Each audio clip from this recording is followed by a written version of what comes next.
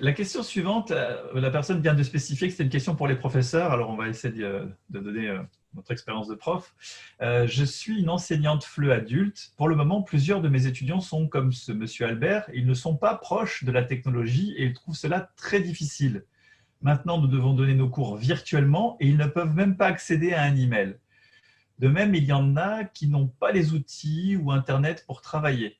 Que puis-je faire avec ces cas, étant donné que ces types d'élèves sont très dévoués dans les cours en face à face? On a eu quelques cas de gens qui ont pas d'ordinateur ou ont juste un téléphone portable ou d'autres qui n'avaient jamais utilisé Zoom. Alors, c'est une période d'adaptation. On a pris, nous, une semaine là, pour installer un certain rythme. Les gens se sont téléphonés. Il y en a qui ont emprunté des appareils électroniques. Alors, on vit pas, en tout cas, dans mon expérience actuelle, on ne vit pas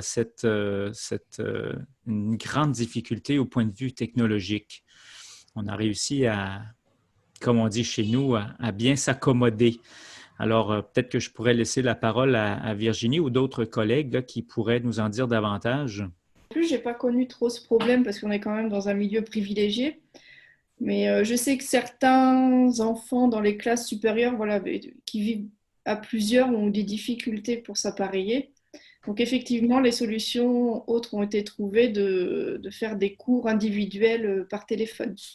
Il y a un gros focus sur la visioconférence là qu'on est en train de faire nous aussi, sur Zoom ou pas Zoom. Il y a plein de plateformes extraordinaires que je vois moi-même et personnes avec qui je travaille sont en train d'utiliser toutes ces plateformes. Je voudrais un petit peu désanctifier tout ce matériel. Moi, j'ai commencé à travailler, à collaborer à des cours à distance il y a 15 ans. Et ces cours à distance, c'était du papier, du crayon. Papier, crayon, on envoyait des choses. Alors, vous allez me dire, ça va être peut-être un peu lent pour faire travailler nos cours si on doit envoyer du courrier, mais c'était le téléphone.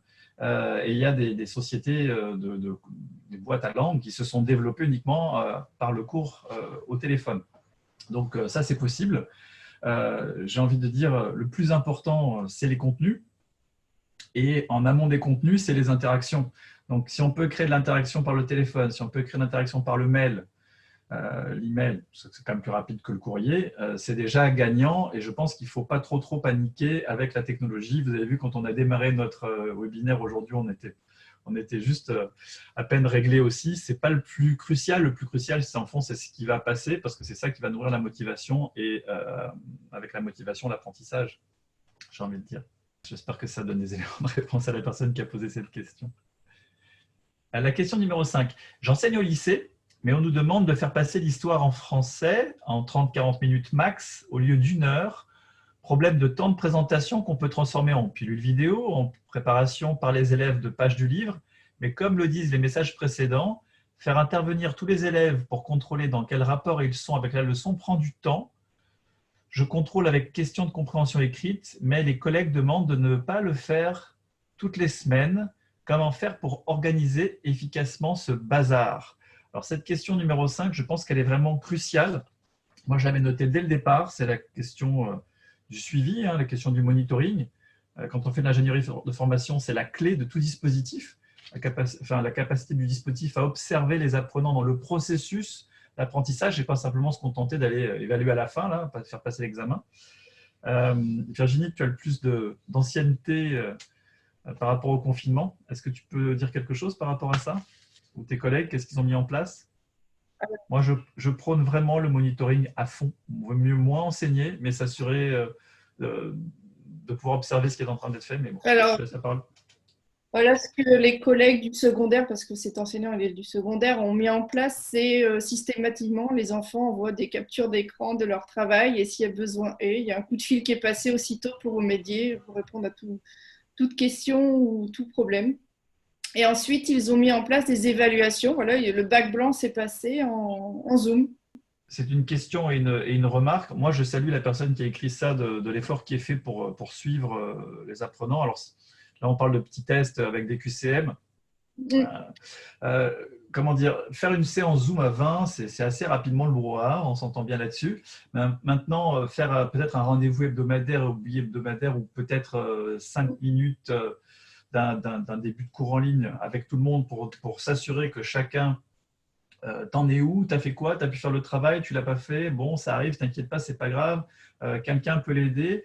Les inviter à faire des petits. En tout cas, je crois que sortir de cette idée d'évaluation avec une note et des cases à cocher, mais avoir dans l'idée qu'il faut absolument que montrer aux apprenants, que ce soit des adultes ou des enfants, qu'on est avec eux, qu'on les accompagne et pas juste qu'on leur donne du travail à faire et puis débrouillez-vous, je crois que c'est crucial.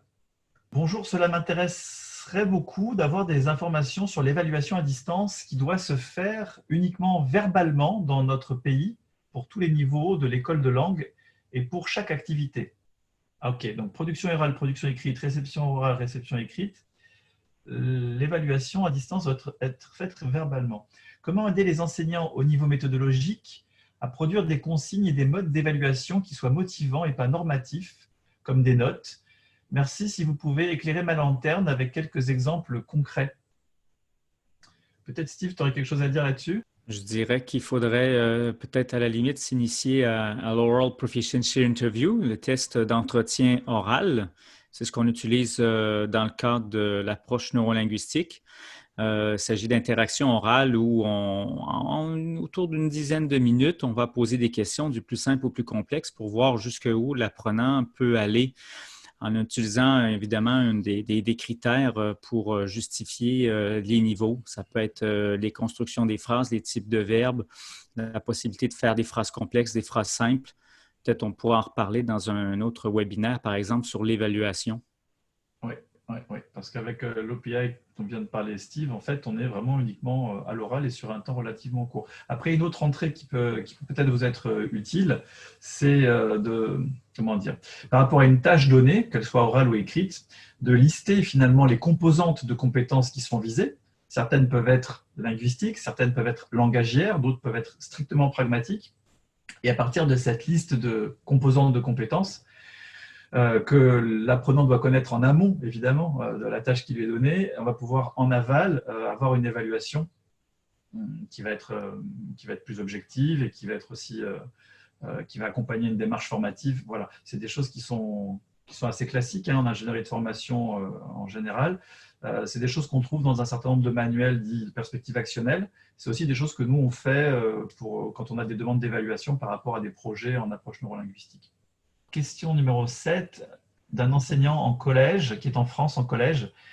J'aimerais connaître les enjeux psycho-affectifs d'un élève préadolescent étranger arrivant en France, qui ne maîtrise donc pas correctement la langue et qui se retrouve à devoir suivre des cours à distance en français sans maîtriser pleinement les codes du pays dans lequel il vient d'arriver. Ce sont d'ailleurs ces élèves qui, chez nous, ont pour la plupart disparu de nos radars. En gros, on nous dit que voilà, les enfants immigrants ou enfants d'étrangers, c'est eux qui sont les plus décrocheurs. Attention. Alors, que peut-on mettre en place pour ces élèves et les aider? Peut-être on peut garder cette question-là pour notre webinaire qu'on veut présenter sur les élèves en difficulté, Olivier, ou analphabètes. Oui, et puis on avait aussi en prévision un webinaire sur ce domaine des immigrants, apprenants ou ados ou enfants, parce que c'est un espace dans lequel nous on travaille. Steve notamment au Québec, parce qu'on a une autre question, quel impact du confinement sur les ados migrants arrivant seuls en France? Sont-ils des enfants pissenlits? Sont-ils des enfants fragiles? Écoutez, je crois qu'on a largement dépassé le temps, puis j'admire votre patience, la plupart vous êtes tous là.